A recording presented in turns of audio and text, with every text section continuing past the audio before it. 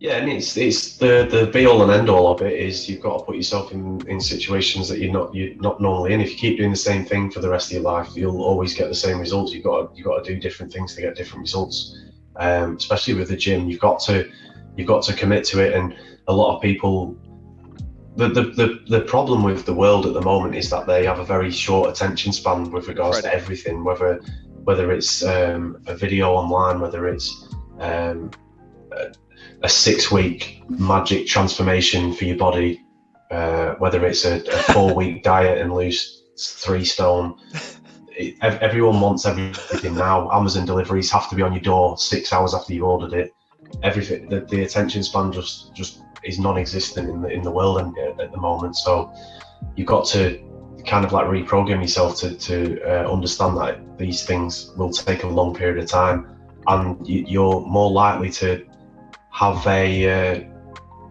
better results over a prolonged period of time if you do it for a longer period of time. My brother's a good example. My brother, he recently did a 16-week transformation just after lockdown, and he was a big guy at the time, and he lost loads of weight, and he got absolutely shredded. Like I'd never seen anything like it. He was in insane shape, and then within 2 months he was back to his old ways, because it's not sustainable. You've got to look further than just like, oh, I'm going on holiday in 6 weeks, get me a 6-pack, and then when you come back off your holiday, you just go back to your slob body that you had beforehand. So, I mean, have you seen what it's like on YouTube at the moment with the algorithm? So, because this is the point that you're making. It's now, if you want to be monetized, you have to have a certain amount of subscribers, a certain amount of views, watch minutes on content, or it's a certain amount of reviews on shorts. And they've clearly geared it towards the shorts, where it's, listen, you can make content where people watch it for an hour if you want, but if you make one video that does 20,000 views, we'll monetize you. And it's like, but what that's TikTok's fault, because the shorts are just a competition for TikTok at the end of the day. Yeah, 100%. That's all. It's like Instagram Reels as well, and then you've got the same concept on Facebook as well.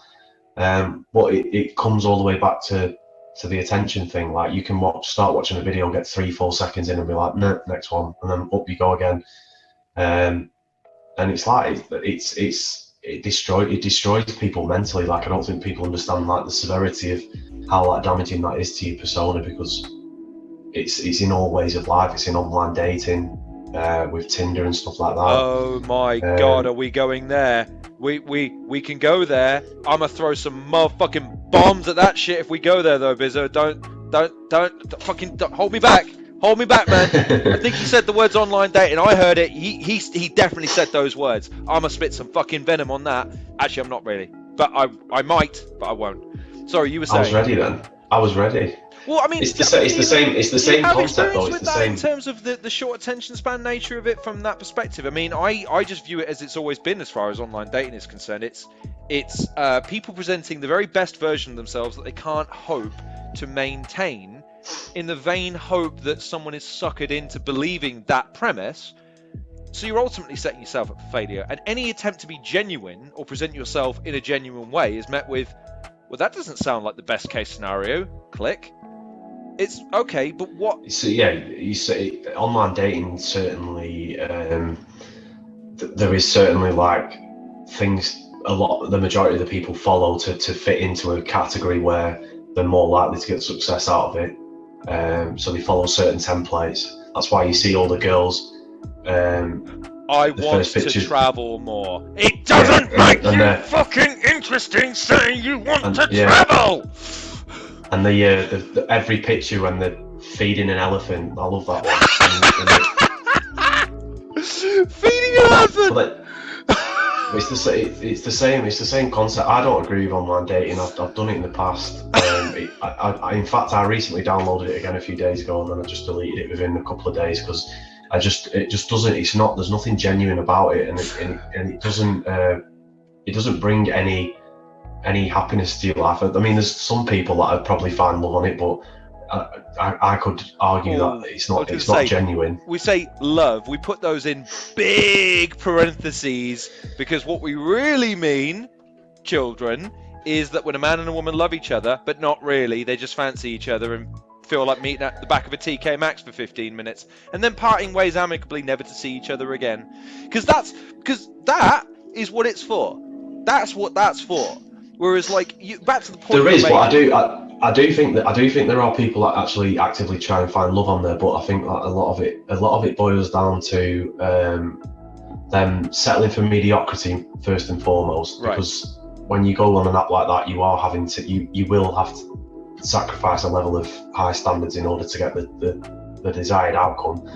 And then if you were to actually find someone on an online dating app, the problem with it is it might be all well and good, but as soon as you have that one fallout, the first thing that's going to go into that person's head is, I could just go back on this app and I've got 68 other matches that I could just go on another date with.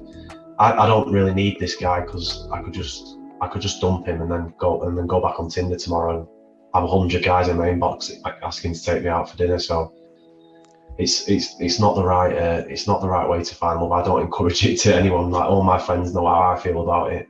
Shouts to my friend Ryan Culverhouse, who not only got me into battle rap, but gave me one of the best lines I've ever heard when it comes to online dating, which is, be careful, because effectively what you're doing is fishing for diamonds in a crab pond.